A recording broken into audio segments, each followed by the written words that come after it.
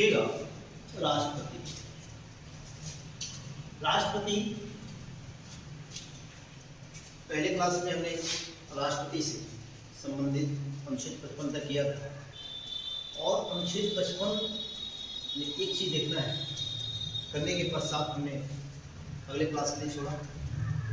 देखिएगा राष्ट्रपति भारतीय संविधान के अनुच्छेद, भारतीय संविधान के अनुच्छेद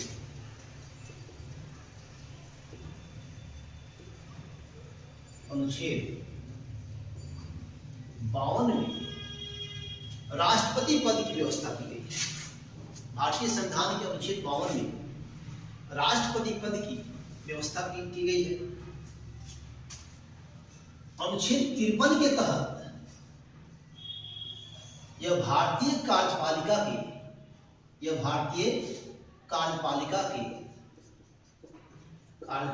के प्रधान होते हैं। भारतीय कार्यपालिका के प्रधान होते हैं, यानी हम कह सकते हैं कि भारत की तमाम कार्य राष्ट्रपति के नाम होता है, राष्ट्रपति के नाम होता है।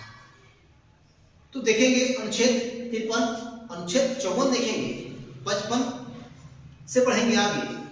और देखिएगा आज हम राष्ट्रपति से संबंधित राष्ट्रपति का शपथ लेंगे, शपथ महाभियोग प्रक्रिया से बढ़ेंगे आगे। उनका चुनाव पद्धति पर विशेष करेंगे चर्चा। राष्ट्रपति की चुनाव पद्धति, जैसे उनकी चुनाव में किस वर्ष को, यानी किस भारत की किस जनगणना को आधार वर्ष माना गया है, एक विधायक का वैध मत मूल्य कितना होता है, एक सांसद के वोट कितना होता है, इन सब पे करेंगे बारी बारी से चर्चा। और यहाँ राष्ट्रपति की जो नामांकन शुल्क होती है, जो चुनाव लड़ते हैं वह कितने रुपए की शुल्क जमा करते हैं, यदि वह वैधमत प्राप्त नहीं करते हैं, 1/6 वोट प्राप्त नहीं करते हैं, तो वह राशि कहाँ जमा होता है, इन सब पे करेंगे बारी बारी से चर्चा। दोस्तों, आप हमारे श्रेया जीएस विजन को सब्सक्राइब करें, लाइक करें, अपने दोस्तों को शेयर करें, ताकि हमारा यह नोटिफिकेशन सबसे पहले आप तक पहुंचे। आइए देखते हैं।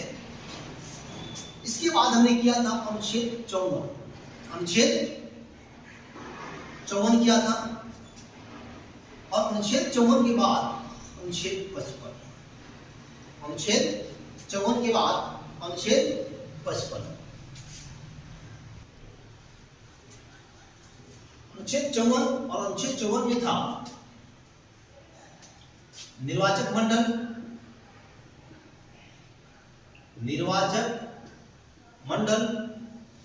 अनुच्छेद 55 राष्ट्रपति का निर्वाचन संबंधित निर्धारित कोटा का वर्णन किया गया था। तो देखते हैं कि राष्ट्रपति के चुनाव में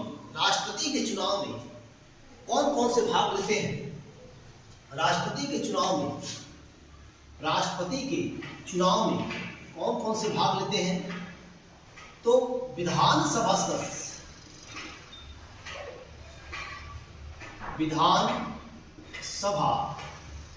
सदस्य यह निर्वाचित होंगे। विधानसभा सदस्य निर्वाचित। अब कितने राज्य के? 28 राज्य और 3 केंद्र शासित प्रदेश।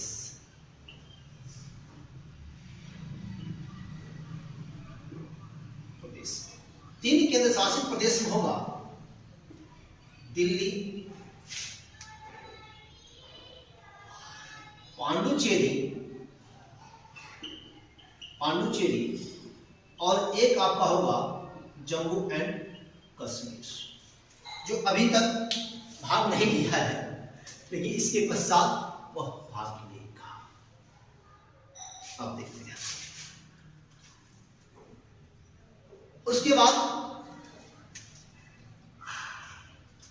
अगला है संसद सदस्य।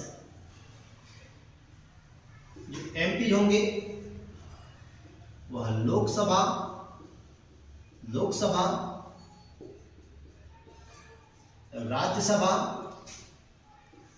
दोनों के निर्वाचित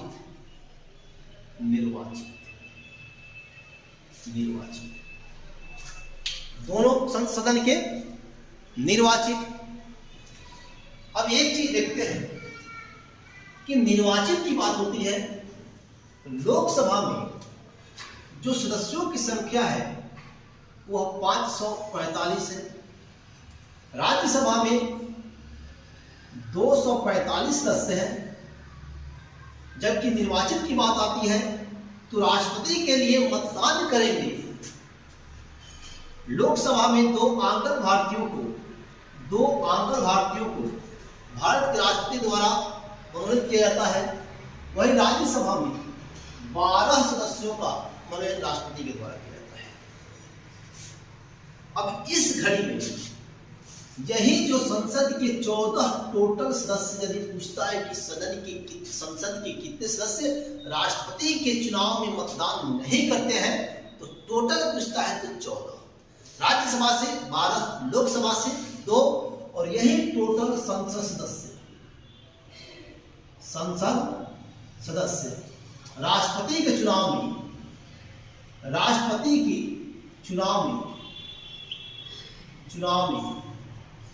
भाग नहीं लेते हैं।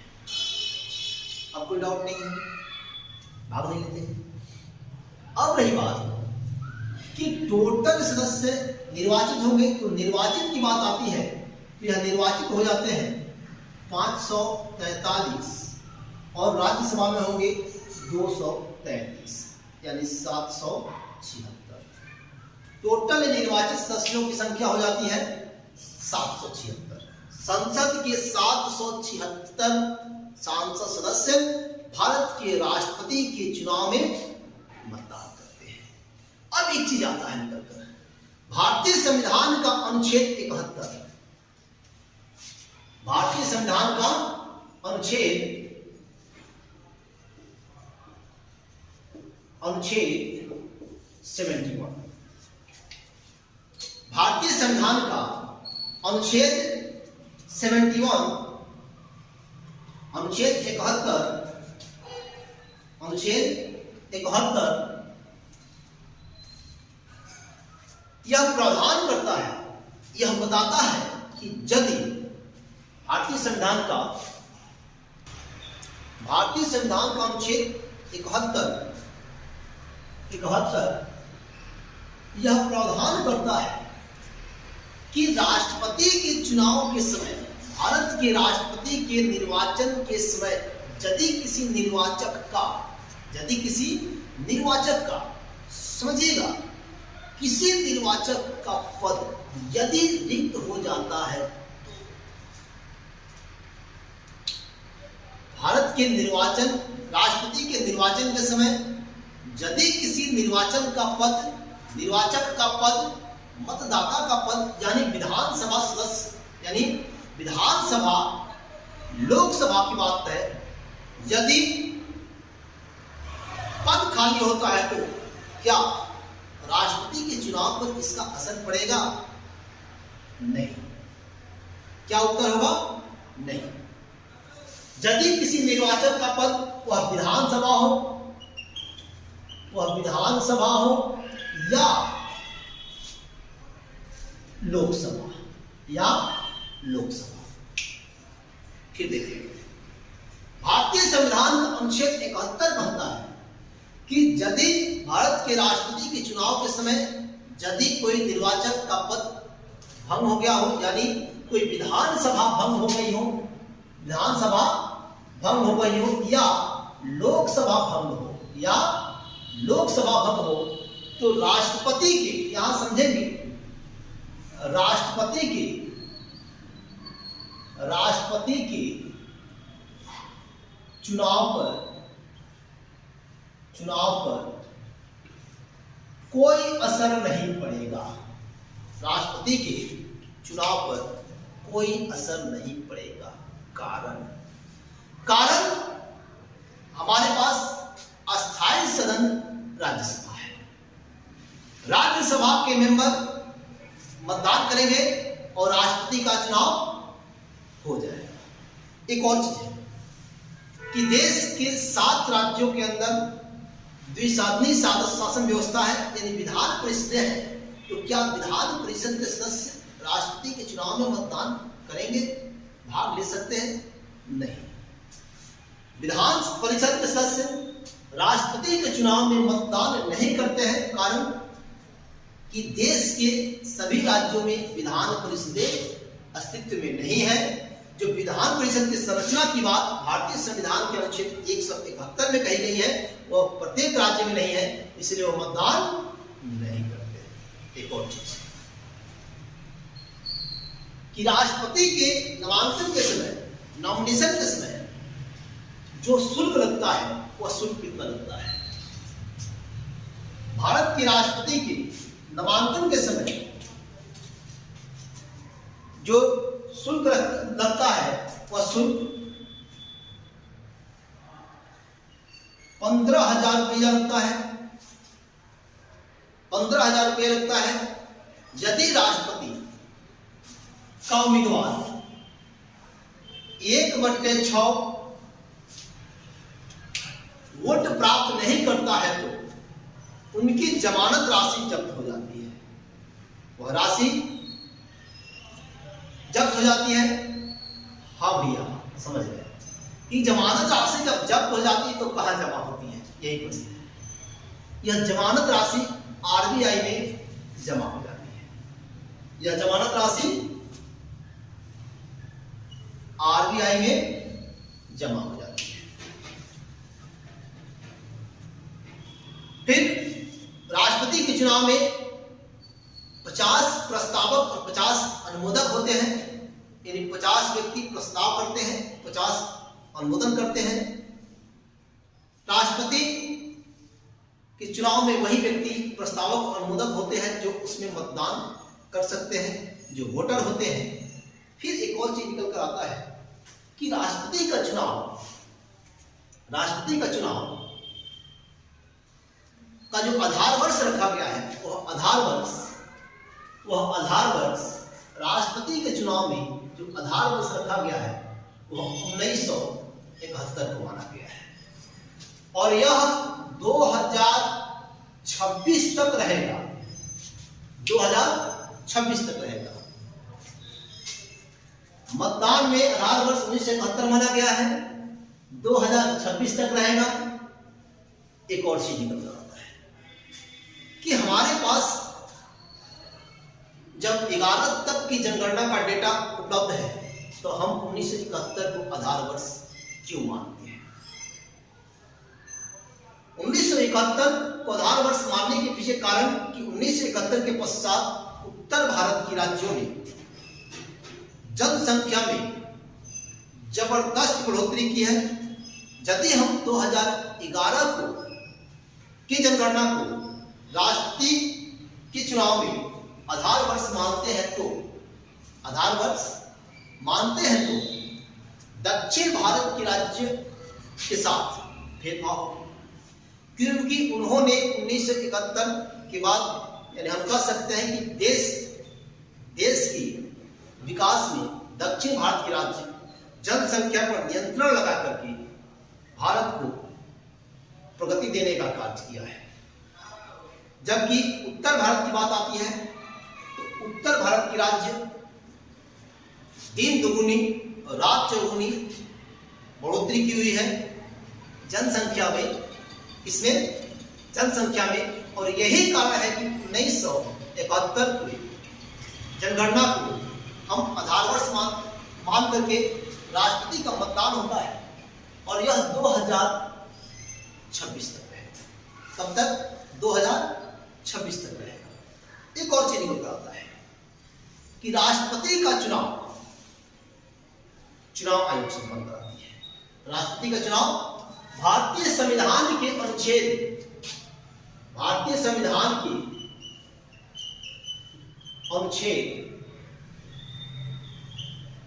324 के तहत चुनाव आयोग संपन्न कराती है।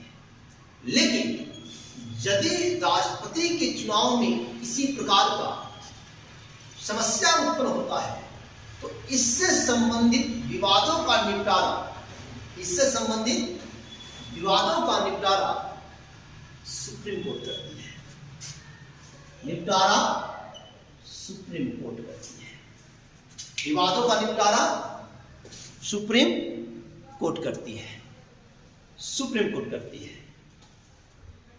अब एक और चीज निकल कर आता है कि राष्ट्रपति के चुनाव में यदि किसी प्रकार की समस्या होती है तो सुप्रीम कोर्ट में पिटिशनर कौन होता है, सुप्रीम कोर्ट में अर्जी कौन लगा सकता है, तो एक सबसे बड़ी कि राष्ट्रपति का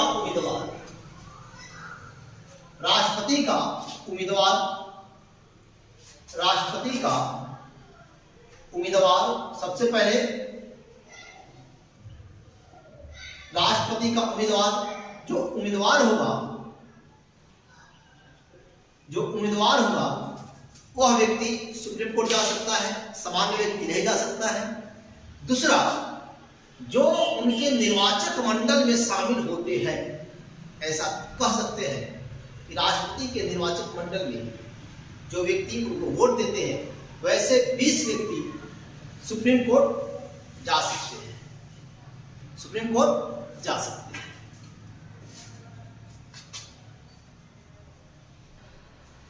अब आता है कि राष्ट्रपति के चुनाव में जो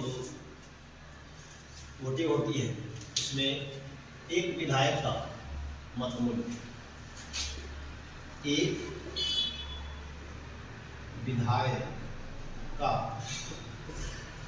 मतमूल्य बराबर जिस राज्य से है उस राज्य की जनसंख्या कहें या आबादी, उस राज्य की आबादी अपन उस राज्य की विधान सभा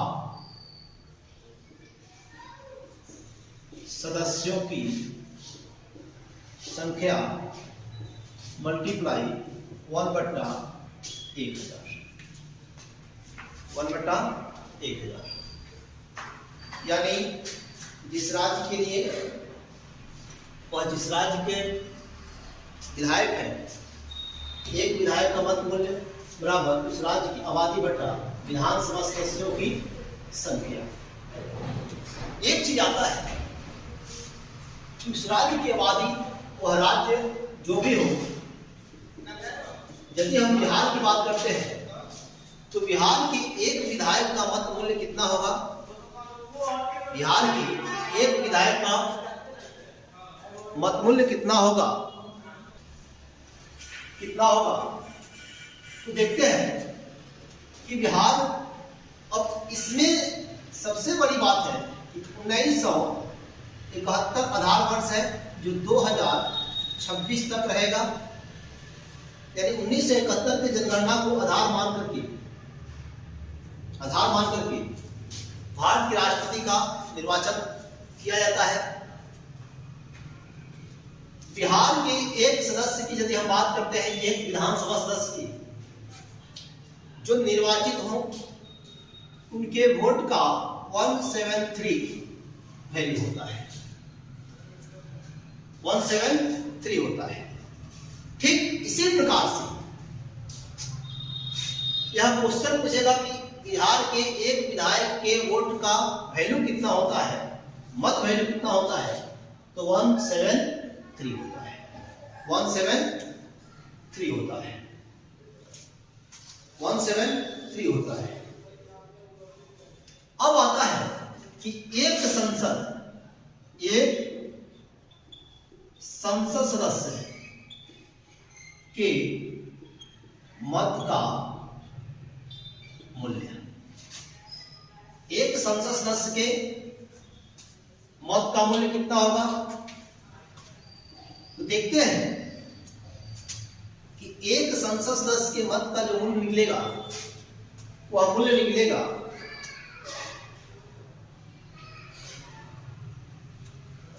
कि विधानसभा सदस्यों द्वारा किया गया टोटल वैध मत, विधानसभा सदस्यों द्वारा किया गया टोटल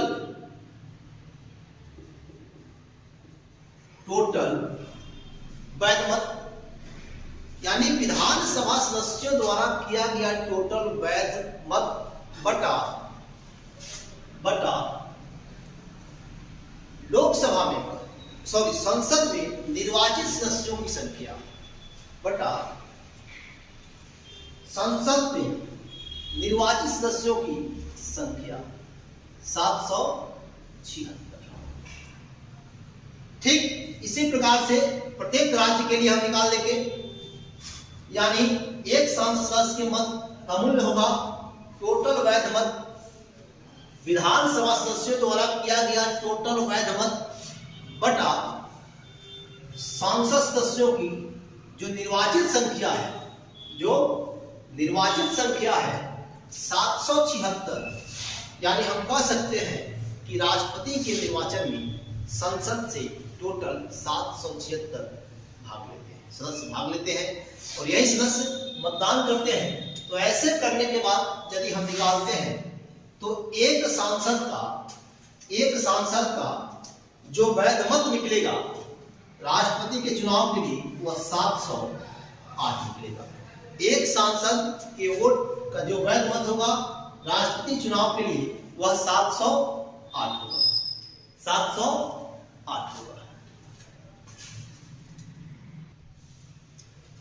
अब आता है अनुच्छेद 56। अनुच्छेद 56 आता है, देखिएगा अनुच्छेद 56। अनुच्छेद 56, अनुच्छेद 56 और अनुच्छेद 56 जो है यह क्या कहता है? राष्ट्रपति का कार्यकाल 5 वर्षों का होता है। राष्ट्रपति का कार्यकाल 5 वर्षों का होता है, यानी कह सकते हैं कि राष्ट्रपति 5 वर्षों के लिए निर्वाचित होते हैं, जिनको निर्वाचित करने के लिए 28 राज्य और 3 केंद्र शासित प्रदेश के निर्वाचित एमएलए, साथ ही साथ संसद के निर्वाचित सांसद सदस्य उनको मतदान करते हैं। एक एमएलए, बिहार के एक एमएलए के मत का वैध मत होता है वह 173 होता है। 1971 के आधार वर्ष के अनुसार, 1971 के जनगणना के अनुसार जो 2026 तक रहेगा, जबकि एक सांसद सदस्य का मत का मूल्य जो होता है वह 708 होता है। फिर अनुच्छेद 57 कहता है राष्ट्रपति, अनुच्छेद 57,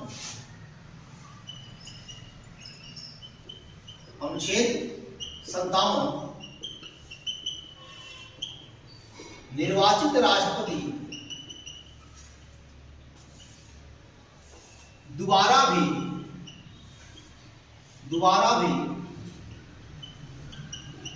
उम्मीदवार हो सकते हैं। निर्वाचित राष्ट्रपति दोबारा भी उम्मीदवार हो सकते हैं। अनुच्छेद 58 में करेंगे राष्ट्रपति की योग्यता या राष्ट्रपति की कौन कौन सी योग्यता है। अनुच्छेद 59, अनुच्छेद 60 में करेंगे, 59 करेंगे। अनुच्छेद 60 में करेंगे राष्ट्रपति से शपथ संबंधी प्रारूप। अनुच्छेद 61 राष्ट्रपति का महाभियोग, राष्ट्रपति पर महाभियोग कब लाया जा सकता है और कैसे उसकी प्रक्रिया होती है। तो दोस्तों, यदि हमारा यह चैनल आपको पसंद हो तो आप इसे सब्सक्राइब करें, लाइक करें, अपने दोस्तों को शेयर करें। श्रेया जी एसएसजन एक बार फिर आपका अभिनंदन करता है। जय हिंद, जय भारत, जय संविधान।